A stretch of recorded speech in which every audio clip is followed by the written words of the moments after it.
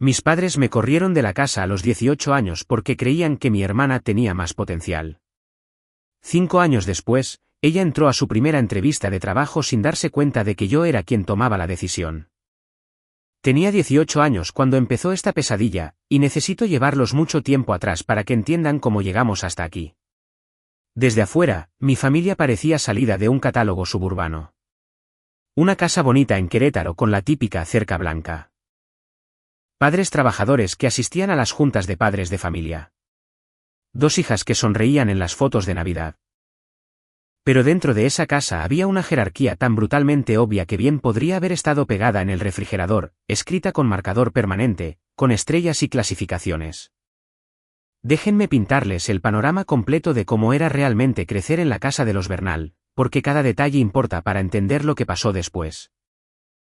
Mi papá, Roberto Bernal, dirigía un pequeño lugar llamado Taller Mecánico Bernal después de dejar su trabajo como maestro, cuando yo tenía unos 6 años. Era el tipo de hombre que genuinamente creía que el sudor era prueba de valor y que el trabajo duro lo resolvía todo, pero solo cuando venía de ciertas personas. Tenía toda esta filosofía sobre ganarse un lugar en el mundo a través de las agallas y la determinación. Es curioso cómo esa filosofía solo parecía aplicarse a una de sus hijas. Mi mamá, Diana, llevaba las finanzas de la familia como llevaba sus emociones, en columnas ordenadas, sin margen de error y definitivamente sin espacio para cosas que no encajaran en sus categorías predeterminadas. Trabajaba a tiempo parcial llevando la contabilidad de negocios locales, lo que le daba la flexibilidad justa para asistir a todos y cada uno de los eventos de Andrea, mientras que, de alguna manera, siempre estaba demasiado ocupada para los míos. Luego estaba Andrea, mi hermana menor por exactamente 2 años y 3 meses, y su absoluta niña milagro en todos los sentidos posibles. Bonita, de esa manera natural en que algunas personas simplemente lo son. Con gran facilidad de palabra sin siquiera intentarlo.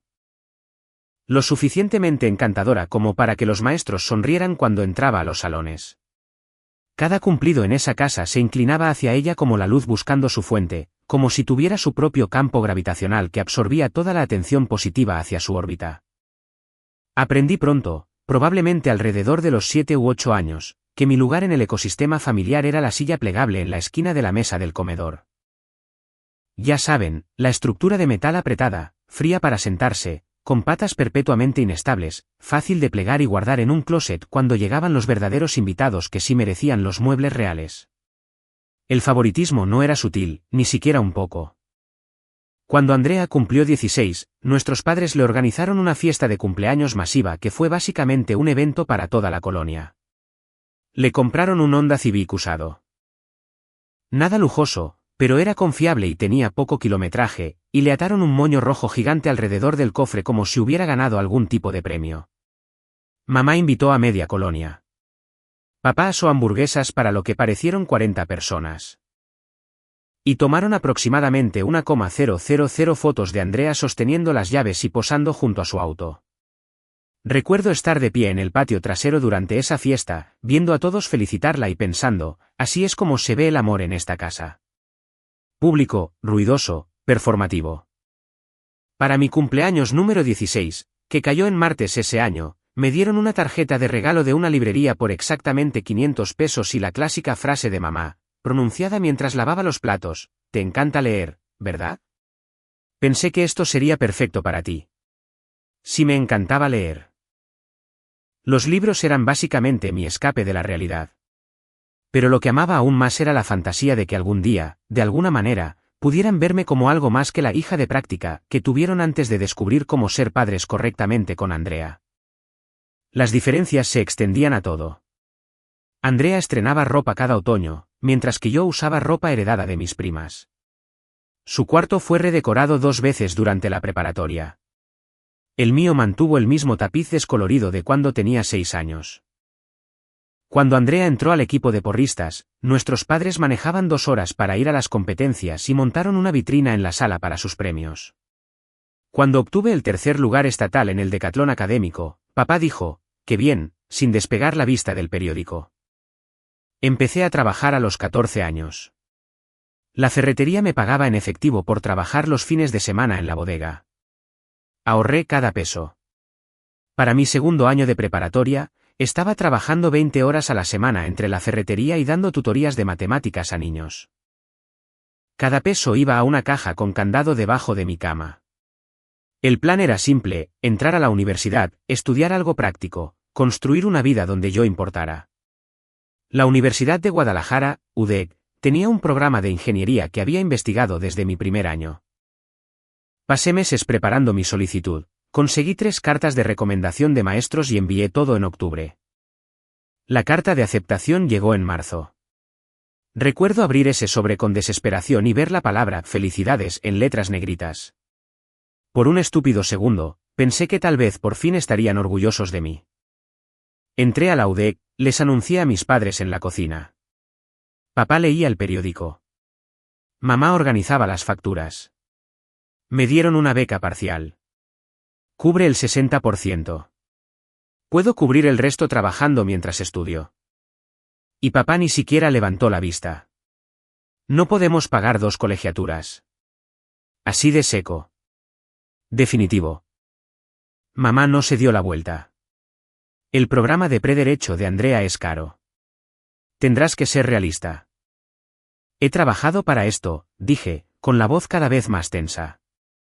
Puedo cubrir la mayor parte. Solo necesito. Entonces cúbrelo todo, me interrumpió papá. Tienes 18 años, Brenda. Es hora de ser independiente. Andrea levantó la vista de su celular. Está siendo dramática. La gente va a escuelas técnicas. Algo se rompió dentro de mí. Nunca siquiera me han preguntado qué es lo que quiero. La cocina se quedó en silencio. Mamá sacó un billete de 500 pesos y lo presionó en mi palma. Sé independiente. Luego papá bajó su periódico. Tu hermana tiene verdadero potencial. Estamos invirtiendo en lo que tiene sentido. Ahí estaba. Andrea se merecía todo. Yo me merecía lo que fuera que pudiera rascar. Miré ese billete de 500 pesos en mi mano, viejo, arrugado, que apenas alcanzaba para una semana de despensa, y entendí con perfecta claridad que estaba de pie en una casa donde yo nunca sería suficiente. Nada de lo que yo hiciera importaría lo suficiente para esta gente como para competir con la existencia sin esfuerzo de Andrea. Empaqué esa misma noche sin decirle a nadie. Una maleta con ropa, unos cuadernos, algunos libros que no soportaba dejar atrás. Mi carta de aceptación doblada cuidadosamente en el bolsillo de mi chamarra. Dejé mi celular en el escritorio. Ellos lo pagaban de todos modos, y no quería que me rastrearan. Tomé mi caja de ahorros con candado, que tenía exactamente 6,000 pesos después de 3 años de trabajar cada hora libre. Alrededor de las 9 de la noche, después de escuchar a mis padres irse a la cama, bajé silenciosamente mi maleta por las escaleras, crucé la cocina y salí por la puerta trasera. Había empezado a llover. Esa lluvia fuerte de primavera que empapa todo en unos 30 segundos. Andrea estaba de pie en la ventana de la sala cuando pasé por ahí. El cálido resplandor de las luces de la casa la iluminaba por detrás como a una especie de pintura, toda dorada y cómoda. Nuestros ojos se encontraron a través del cristal por solo un momento. No se despidió con la mano, no gritó, no intentó detenerme ni preguntó a dónde iba, solo me vio arrastrar mi maleta por la entrada como si yo fuera una extraña yéndose después de una cena incómoda y ella estuviera aliviada de verme partir. La puerta hizo clic al cerrarse detrás de mí con un suave sonido final.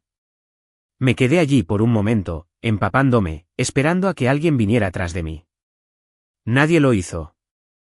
Esa fue la última vez que me paré en ese porche como alguien que vivía allí. La primera noche fue una clase magistral de lo frío que se puede sentir el metal cuando estás sola. Y el mundo te ha dejado muy claro que estás por tu cuenta.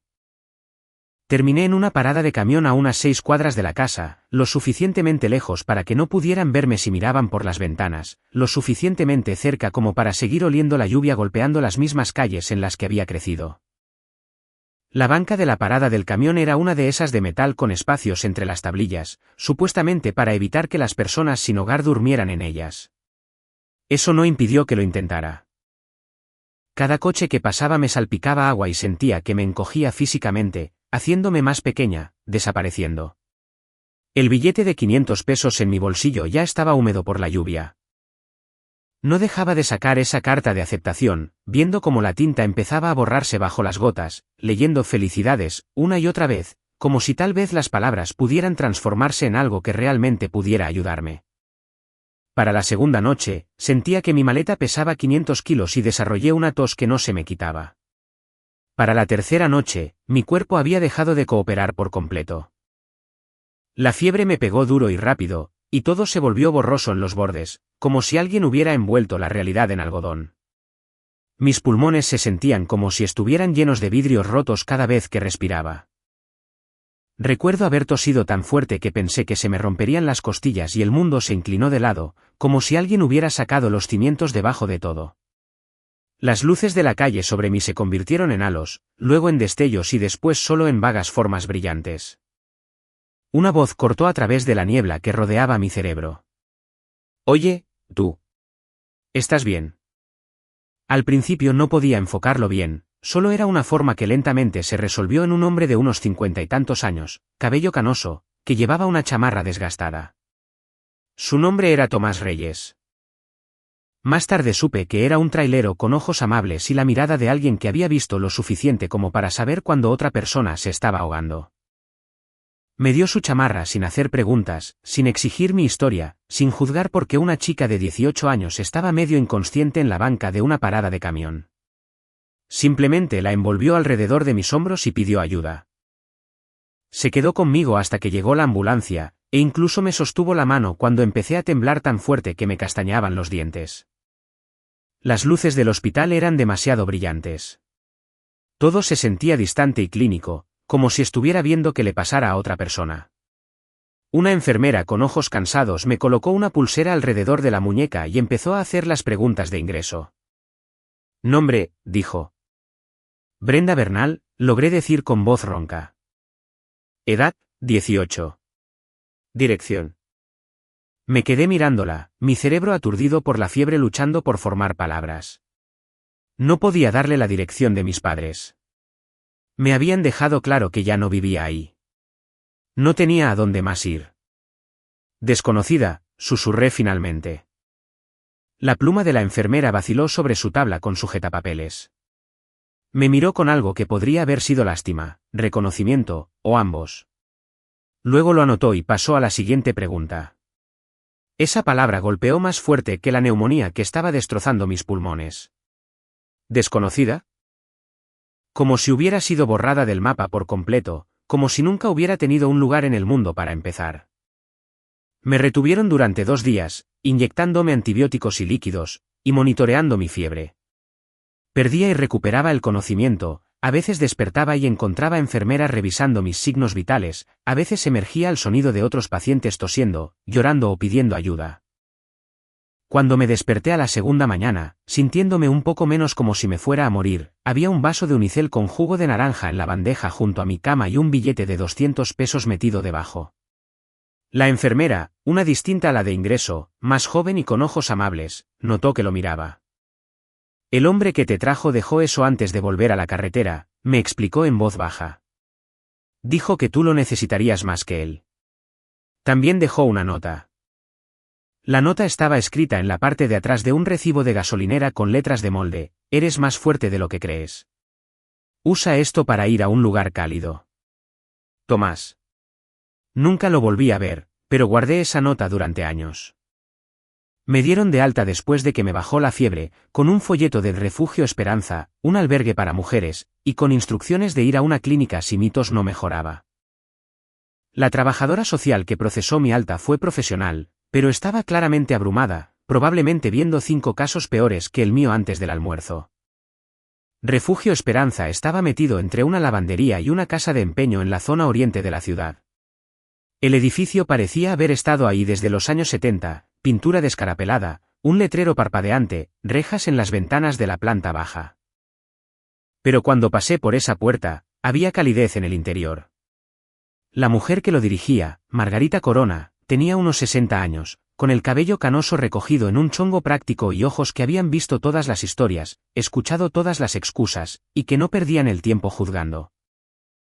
Me miró como nadie lo había hecho en lo que parecía una eternidad, directo a los ojos, como si yo realmente estuviera allí, como si fuera una persona real y digna de atención. Las reglas son simples, me dijo, mostrándome un pequeño cuarto con 2 literas, un gabinete con candado y una ventana que sí se podía abrir.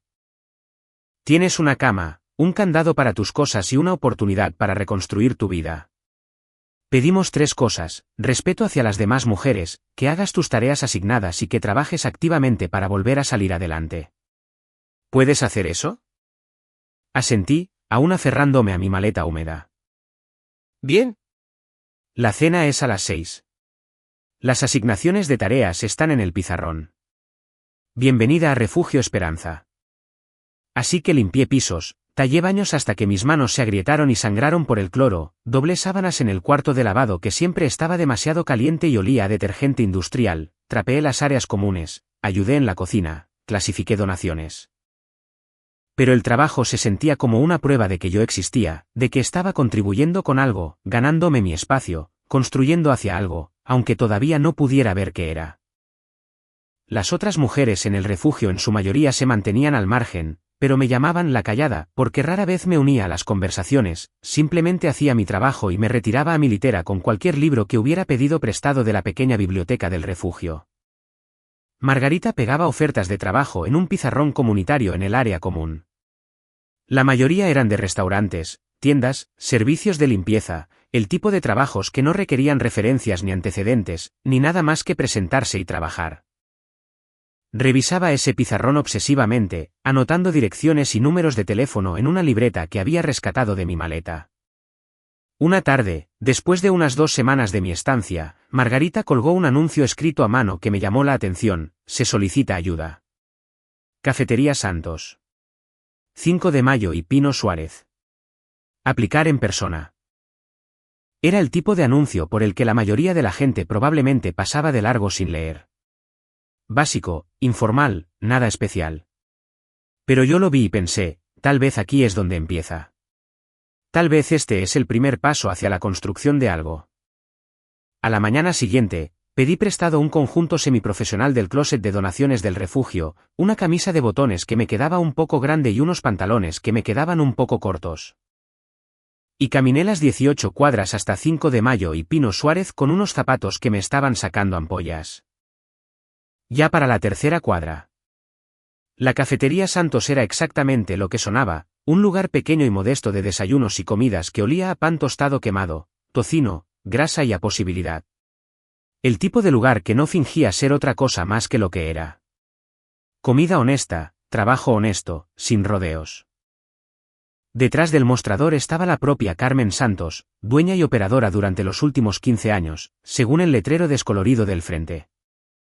Tenía unos 50 años, con mechones de cabello canoso que no se molestaba en teñir, las mangas arremangadas más allá de los codos y la mirada de alguien que había construido todo ella misma y no se disculpaba por nada de ello. Me miró una vez y la vi hacer un inventario de mí en exactamente 3 segundos. Ropa de segunda mano, zapatos que no me quedaban bien, la leve marca de mi pulsera del hospital aún visible en mi brazo, aunque me la había quitado días atrás. ¿Alguna vez has sido mesera?, me preguntó, sin molestarse en ser amable. No, señora, admití, porque mentir parecía estúpido cuando ella podía leer claramente toda mi situación con solo mirar. Pero aprendo rápido. Trabajo duro y necesito este trabajo. Algo parpadeó en sus ojos. Tal vez reconocimiento, tal vez respeto por la franqueza. Metió la mano debajo del mostrador y me aventó un delantal que olía a café viejo. Bien. Empieza con las botellas de miel. Están pegajosas y los clientes se quejan. Si duras la semana sin renunciar ni meter la pata gravemente, te pondré en el horario oficial con salario mínimo más propinas, que no será mucho, pero es algo. ¿Trato? ¿Trato? Esa noche, después de mi primer turno completo, limpiando mostradores y aprendiendo la diferencia entre huevos revueltos y estrellados, me paré en la parada del camión esperando para regresar al refugio y me di cuenta de algo importante. El silencio no tiene por qué significar derrota. A veces es solo el sonido de la reconstrucción, ladrillo a cuidadoso ladrillo. Las primeras semanas en la cafetería Santos se mezclaron de la mejor manera posible. Mi cuerpo dolía constantemente, los pies hinchados de estar de pie en turnos de 8 horas, las manos en carne viva por lavar platos cuando el lavaplatos faltaba al trabajo. Mi espalda protestaba cada vez que me agachaba a limpiar las mesas de los gabinetes, pero el agotamiento se sentía limpio. Ganado. Era mío. Carmen no desperdiciaba palabras, lo cual yo agradecía. Me corregía sin levantar la vista. Te faltó limpiar detrás del servilletero. Los clientes notan esas cosas. Su tono era rudo, pero sus ojos llevaban un respeto silencioso que fue creciendo a medida que dejaba de poner excusas y empezaba a solucionar los problemas antes de que ella tuviera que señalarlos. Empecé a observar realmente cómo funcionaba el lugar en vez de solo seguir la corriente. ¿Quién entraba y a qué hora? Los trabajadores de la construcción a las 5:30 de la madrugada como un reloj. Los oficinistas a la hora de la comida, alrededor del mediodía. Los que tomaban café a media tarde matando el tiempo antes de irse a casa. ¿Qué órdenes se acumulaban durante las horas pico? ¿Y qué suministros se acababan primero? El caos tiene patrones si prestas atención. La gente piensa que los restaurantes son caóticos, pero no lo son. Hay sistemas con flujos predecibles, y esos flujos colapsan de maneras predecibles cuando no los administras correctamente. Para la segunda semana, ya estaba reorganizando las cosas sin que me lo pidieran. Los aleros llenos y acomodados por sección. Los condimentos ordenados por fecha de entrega, para que los más viejos se usaran primero. Las facturas apiladas por proveedor para hacerle más fácil la contabilidad a Carmen. Anotaba todo en esta libreta barata que compré en la tienda de descuentos de al lado, rastreando patrones e ineficiencias. Una mañana, el camión de repartos se estacionó de reversa en el callejón con unos 30 minutos de retraso. Otra vez, el mismo chofer, las mismas excusas. Se llamaba Jacobo Morales, de unos 35 años. Siempre iba retrasado y se veía estresado por eso. Perdón, gritó mientras bajaba de un salto de la cabina. El tráfico era una pesadilla y luego tuve que regresarme porque en la bodega cargaron mal mi camión y... Está bien, lo interrumpí, moviéndome ya para ayudarlo a descargar. Los huevos aquí en el cuarto frío, la harina allá con los productos secos, los perecederos en el refrigerador delantero para que se usen primero. Se quedó viéndome trabajar por un momento y luego sonrió. Tienes un sistema. Todo funciona mejor con sistemas, dije porque era la verdad. El azar no se puede escalar. La organización, sí. Él se rió, pero no fue en tono de burla. Suenas como mi jefa. ¿Alguna vez has pensado en la logística como carrera? La palabra se quedó flotando en mi cerebro como una llave que no sabía que había estado cargando, logística. La ciencia de llevar las cosas del punto A al punto B de manera eficiente, a tiempo y sin desperdiciar recursos.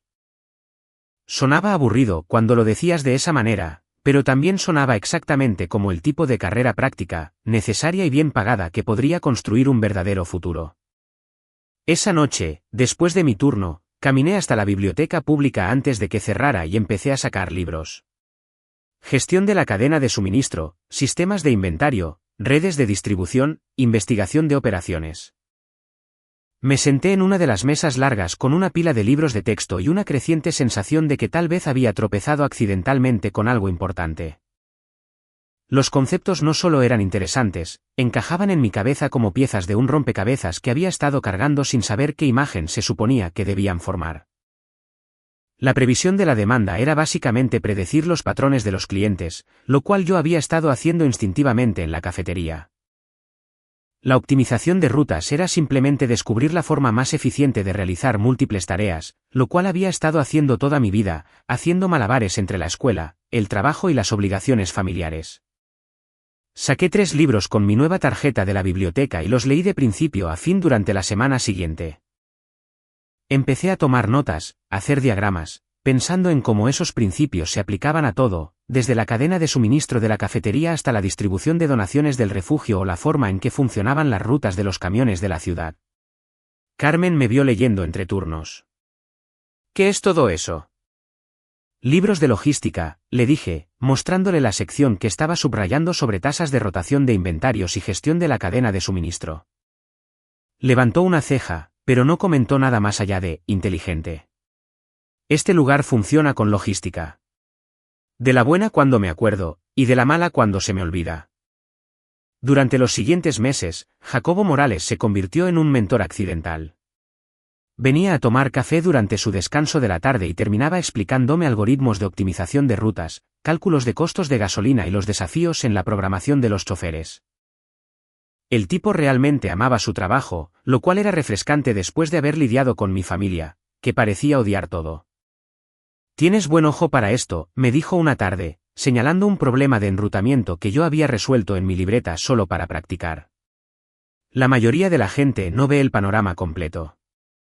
Solo ven su propia pieza y asumen que todo lo demás es problema de alguien más. Tú ves el sistema. Yo veía todo. Tal vez porque había pasado tanto tiempo siendo invisible, había aprendido a notar lo que los demás pasaban por alto, las ineficiencias, el desperdicio, las decisiones estúpidas que costaban tiempo y dinero porque nadie se molestaba en pensar 2 pasos adelante. Unos 8 meses después de que empecé en la cafetería, Jacobo mencionó que su empresa estaba contratando para un puesto de nivel de entrada como coordinador de logística. No es nada glamuroso, me advirtió. Principalmente captura de datos, archivar, contestar teléfonos y hacerle café a personas que ganan más que tú, pero es una manera de entrar y tienes cerebro para ello. Apliqué esa misma noche en la biblioteca, escribiendo mi currículum en una de sus computadoras públicas. Era patéticamente corto. Certificado de preparatoria, 8 meses de experiencia en un restaurante, sin título universitario, sin capacitación formal en nada. Pero incluí una carta de presentación explicando mi estudio autodidacta sobre los principios de logística, y adjunté un ejemplo de optimización de rutas que había hecho para practicar. 2 semanas después, me llamaron para una entrevista en Soluciones Logísticas Morales, una empresa mediana de logística que manejaba la distribución regional para fabricantes y minoristas. La oficina no tenía nada de lujosa. Un edificio industrial en una zona de bodegas. Luces fluorescentes que zumbaban. Pisos de linóleo que habían visto días mejores. El ruido de fondo constante de los camiones echándose en reversa en los andenes de carga. La gerente de operaciones que me entrevistó era Patricia Hernández, de casi 50 años, con el aire de alguien que había escalado desde el piso de la bodega y no tenía paciencia para tonterías. Miró mi patéticamente corto currículum con evidente escepticismo. «No tienes ninguna educación formal en este campo», afirmó tajantemente. «No, señora», estuve de acuerdo. «Pero entiendo los sistemas. Puedo demostrarle a qué me refiero si me da una oportunidad». Me entregó una tabla con los horarios de entrega del mes pasado impresos en hojas de cálculo. «Dime qué está mal con esto». Lo estudié por unos 90 segundos, rastreando los tiempos de entrega con las ubicaciones y las distancias con las asignaciones de los choferes.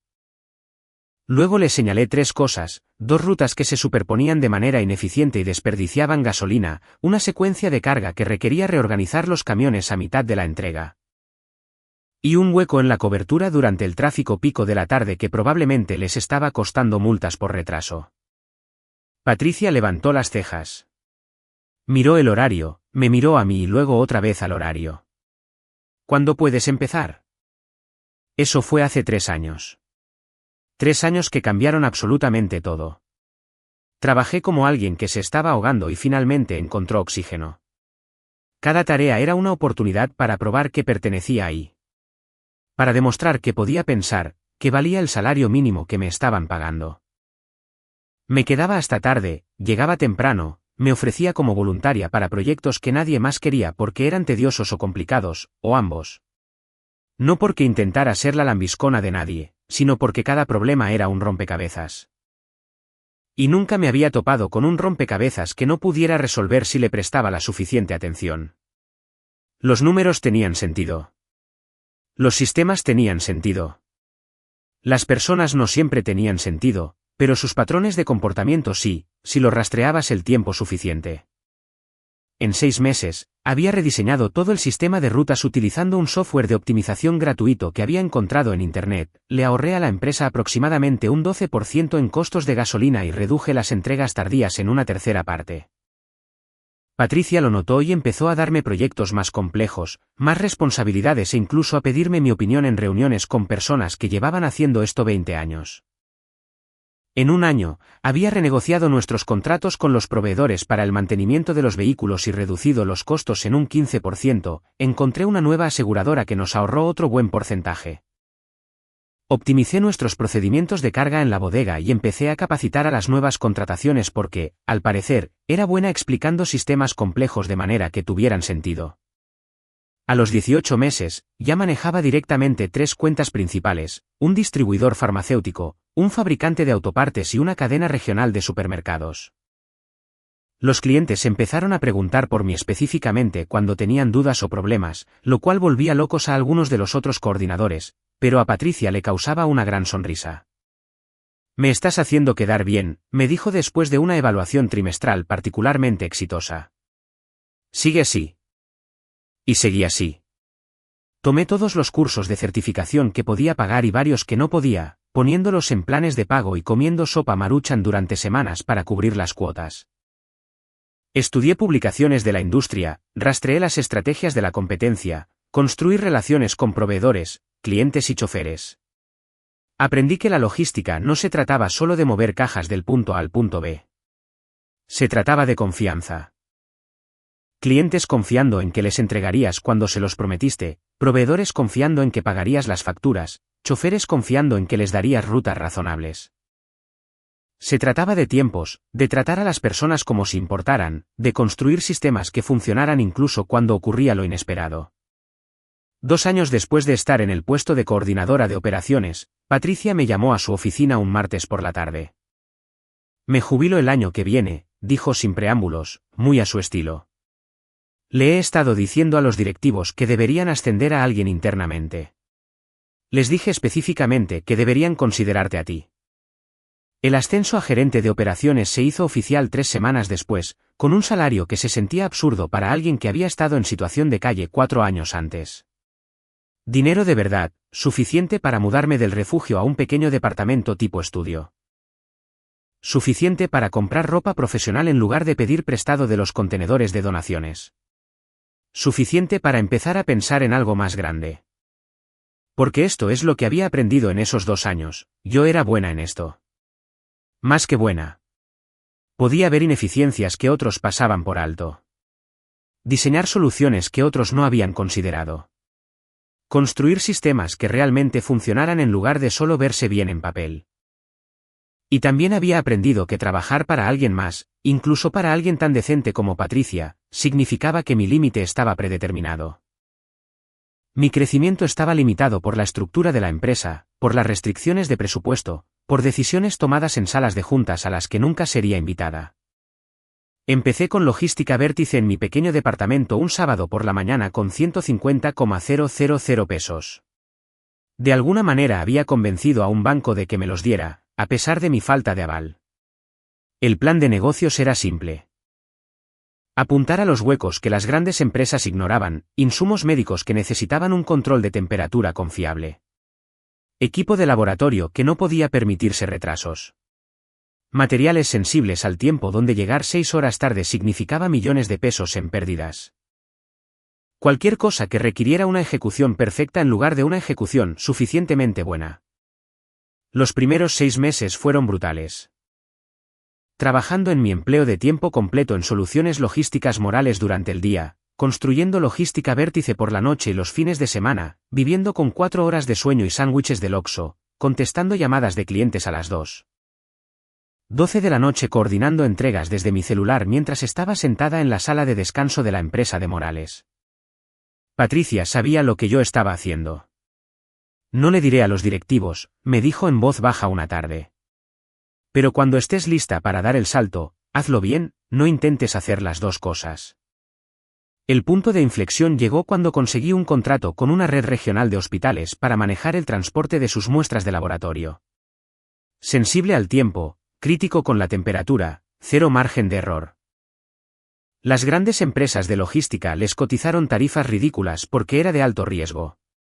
Yo les coticé tarifas justas y les prometí una ejecución perfecta, entregué a la perfección durante 3 meses seguidos, nunca llegué tarde, nunca comprometí una muestra, nunca les di una razón para dudar.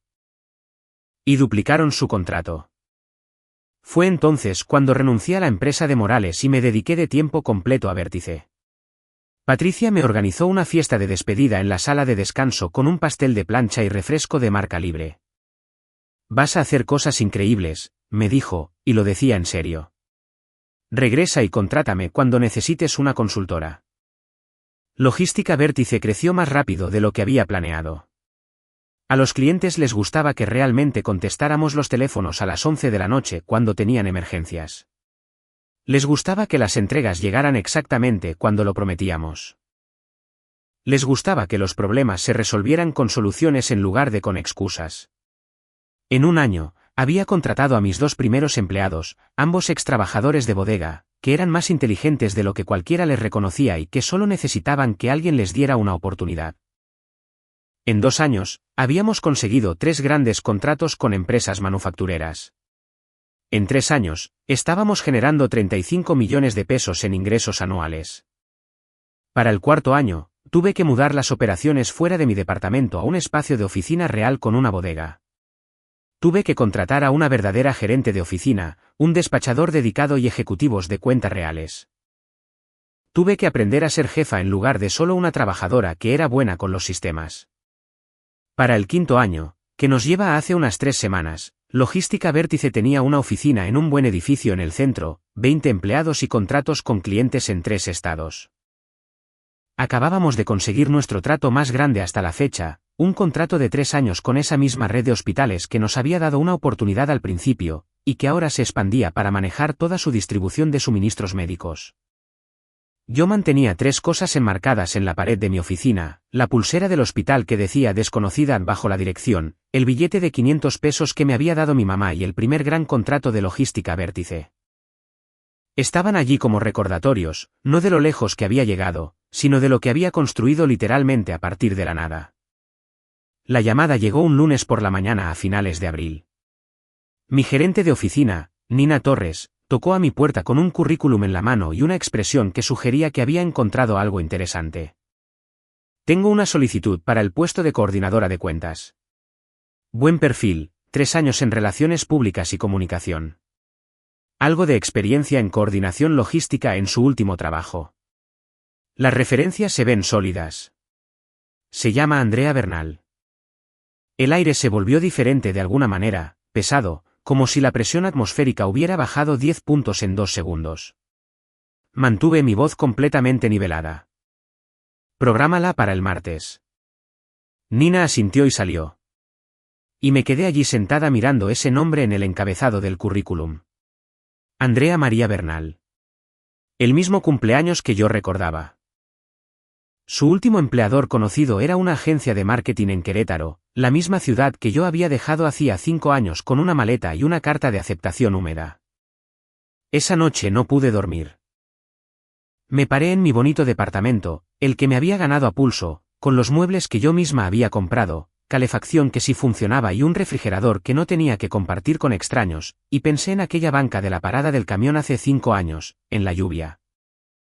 En Andrea de pie en la ventana viéndome ir. 5 años que había pasado construyéndome a mí misma hasta convertirme en alguien que no podía ser borrada. Y ahora ella venía a mí a pedirme una oportunidad. La simetría era casi demasiado perfecta. El martes llegó con una lluvia suave y constante golpeando las ventanas de la oficina. Llegué temprano, acomodé papeles en mi escritorio que no necesitaban ser acomodados, ajusté los marcos en mi pared e intenté prepararme para una conversación que se había estado gestando durante 5 años. A las 9 en punto, Nina tocó una vez a la puerta. Está aquí. Hazla pasar. El sonido de los tacones sobre el piso pulido. Ese mismo paso seguro que yo solía envidiar cuando caminaba por el pasillo de nuestra casa en Querétaro, absorbiendo la atención de nuestros padres como si fuera luz solar. La puerta se abrió y entró Andrea. Se veía mayor. No en el mal sentido, solo diferente a la adolescente que yo recordaba. Profesional, impecable, el cabello peinado de la misma forma en que mamá solía arreglárselo antes de las competencias de debate, un traje negro que probablemente costaba más que mi primera renta mensual, llevando un portafolio de piel que hacía juego con sus zapatos. Sonrió cortésmente, ese tipo de sonrisa que le das a los extraños a los que intentas impresionar. Buenos días. Gracias por reunirse conmigo. Buenos días, respondí con calma. Por favor, toma asiento. No me reconoció. Por supuesto que no. La última vez que me había visto, yo era una chica empapada de 18 años arrastrando una maleta bajo la lluvia. Ahora, yo estaba sentada en una oficina esquinera, usando ropa profesional, maquillaje, con un peinado diferente al que jamás había usado mientras crecíamos. 5 años en un contexto completamente diferente. Para ella, yo era solo otra entrevistadora más, otro obstáculo entre ella y lo que fuera que necesitara. Nina hizo la presentación formal, completamente ajena al hecho de que estaba narrando una reunión familiar disfrazada de reunión de negocios. Señorita Bernal, le presento a la señorita Brenda Bernal, fundadora y CEO de Logística Vértice. Observé la cara de Andrea mientras asimilaba el nombre. La sonrisa profesional flaqueó. Un pequeño temblor pasó por sus manos mientras ajustaba su portafolio. Abrió mucho los ojos, luego pasó a la confusión y después a la sorpresa total mientras las piezas encajaban. Bernal, repitió suavemente como si estuviera probando si la palabra realmente podría significar lo que ella pensaba. Hice un gesto hacia la silla al otro lado de mi escritorio. Empecemos. Durante los siguientes 10 minutos, dejé que presentara su discurso preparado. Habló de su experiencia en comunicación, sus habilidades en la gestión de proyectos, su capacidad para coordinar diferentes departamentos. Cada palabra estaba ensayada, pulida, el tipo de presentación que probablemente había dado en sus clases de la universidad. No la interrumpí, no reaccioné, solo la dejé hablar mientras yo tomaba notas y la observaba darse cuenta lentamente de con quién estaba hablando. Sus ojos no dejaban de desviarse hacia la pared detrás de mí, a esos 3 marcos, la pulsera del hospital, el billete de 500 pesos y el contrato. Vi el momento exacto en el que me reconoció por completo. El color desapareció de su rostro. Sus manos empezaron a temblar ligeramente. Cuéntame de alguna vez en la que hayas manejado un conflicto, le pedí. Mi voz era profesionalmente neutral. Titubeó, sacada de balance. Bueno, en mi última empresa hubo una disputa sobre la asignación de recursos. Tuve que tomar decisiones difíciles sobre quién tenía acceso a qué. Traté de ser justa, de asegurarme de que todos recibieran lo que merecían con base en sus contribuciones. Me incliné ligeramente hacia adelante, apoyando los codos sobre mi escritorio. Justicia. Es un concepto interesante. ¿Qué significa la justicia para ti, señorita Bernal? Me sostuvo la mirada, y pude ver cómo luchaba por mantener la fachada profesional mientras su cerebro le gritaba que estaba sentada frente a su hermana, a quien había visto irse hacía 5 años. Significa dar a todos la misma oportunidad en función de su mérito, dijo con cuidado. A todos, repetí. ¿O solo a algunas personas? Se le cortó la respiración. A todos, susurró. Todos merecen una oportunidad justa. Trato igualitario, sin importar quiénes sean o el potencial que alguien crea que tienen. Ella asintió, incapaz de hablar. Me recargué en mi silla. Interesante filosofía. Dime, señorita Bernal, en tu experiencia, ¿con qué frecuencia practican realmente eso las familias? Brenda, susurró. Y escuchar mi nombre de su boca fue surrealista. Estamos aquí para discutir tus aptitudes, dije con voz calmada. Este es un entorno profesional. Mantengámoslo profesional. Por un largo momento, ella no pudo hablar. Sus manos ahora temblaban mientras cerraba su portafolio. Yo no lo sabía. Mamá y papá dijeron que simplemente te habías ido, que habías elegido irte. Elegí irme, estuve de acuerdo. Después de que tus padres dejaron muy claro que no había lugar para mí en un futuro que estaban construyendo alrededor tuyo. Se le empezaron a formar lágrimas en los ojos. A veces hablan de ti. Últimamente, más a menudo. Se arrepienten de lo que pasó. La estudié. Cada detalle de la antigua jerarquía se repetía en mi mente con perfecta claridad.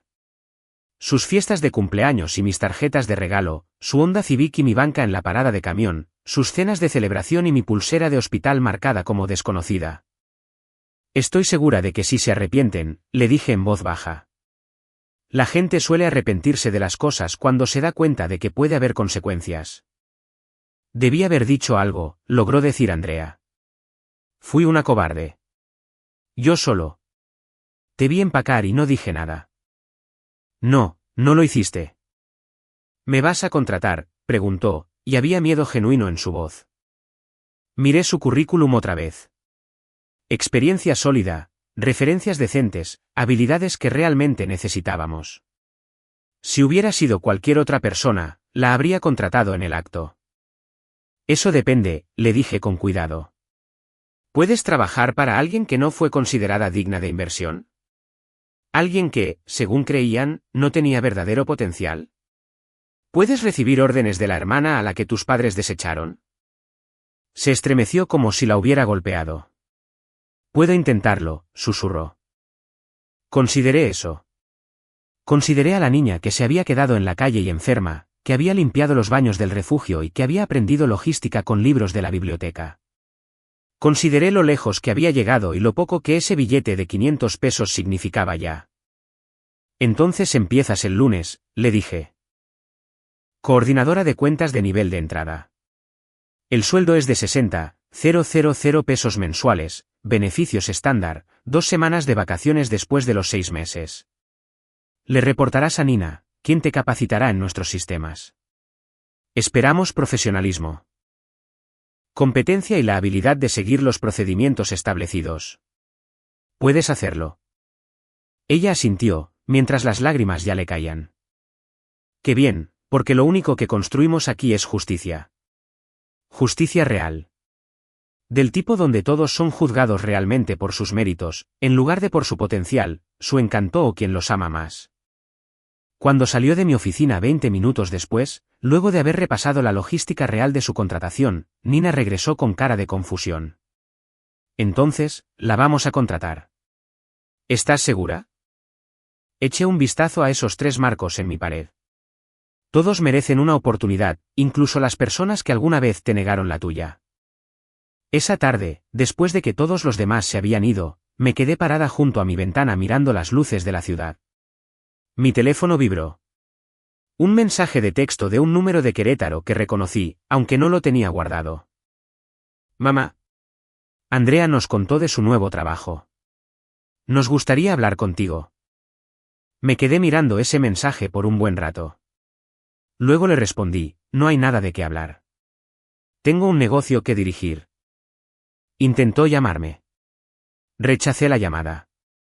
Volvió a mandarme un mensaje, por favor, Brenda, seguimos siendo tu familia. Apagué mi celular y volví a ver la lluvia resbalar por las ventanas, pensando en las bancas de las paradas de camiones, en las pulseras de hospital y en el largo y extraño viaje de pasar de ser una desconocida a una directora general. Algunas historias no terminan con reconciliaciones dramáticas o reuniones llenas de lágrimas. Algunas simplemente terminan con límites claros, firmes y permanentes, que protegen la vida que construiste de las personas que intentaron destruirla. Andrea empezó el lunes siguiente y la traté exactamente como a cualquier otro empleado.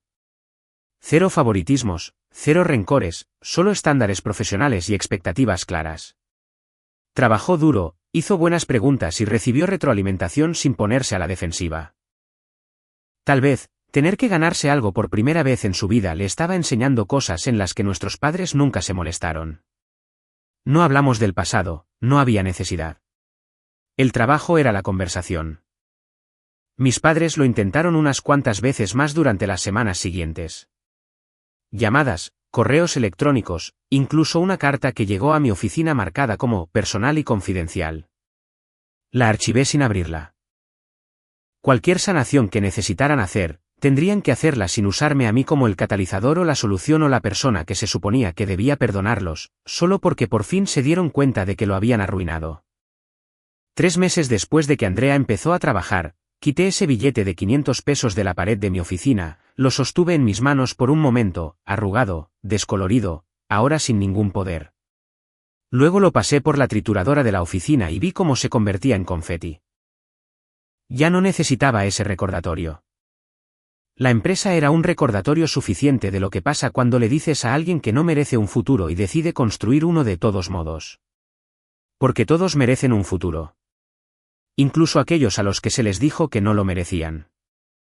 Especialmente ellos.